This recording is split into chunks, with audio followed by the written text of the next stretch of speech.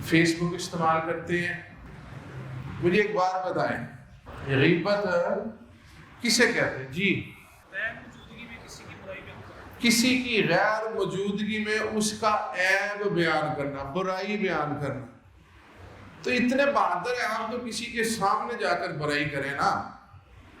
Face بک پر کسی کی برائی بیان کریں گے، آپ کے اوپر الزام ہے غیبت کا، آپ غیبت کر رہے ہیں. رسول کریم صلی اللہ علیہ وسلم نے ایک قبر کو دیکھا، اس پر عذاب ہو رہا تھا. آپ نے ایک ٹہنی اتار کے اس پر رکھ دی. فرمایا یہ شخص غیبت کرتا تھا. کیا کرتا تھا؟ غیبت.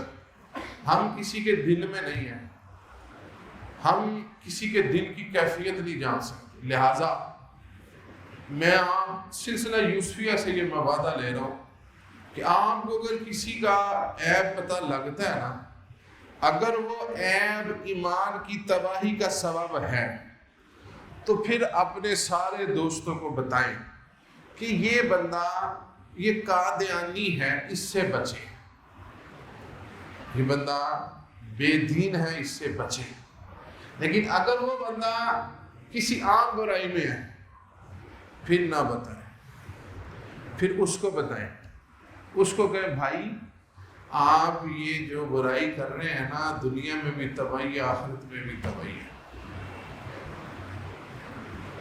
یہ ہے اسلام. کسی کی غیبت اگر آپ اس کو پھیلائیں گے تو یاد رکھیں تب تک آپ کی جان نہیں چھوٹے گی جب تک آپ اس سے معافی نہیں مانگیں گے یا پھر خود اس عیب میں مبتلا نہیں ہو جائیں. اب دوسری چیز ہے بہتان. بہتان کسے کہتے ہیں؟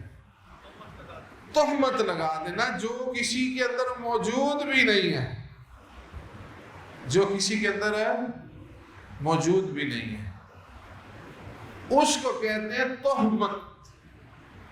یہ غیبت سے بڑا گناہ ہے. غیبت تو کسی کا عیب. رسول کریم صلی اللہ علیہ وسلم نے فرمایا پہلی امتوں کو اللہ تعالیٰ رات گناہ کرتے تھے، وہ صبح ان کے دروازوں پر لکھ دیتا تھا، فرشتہ آ کر کی رات اس نے یہ گناہ کیا ہے.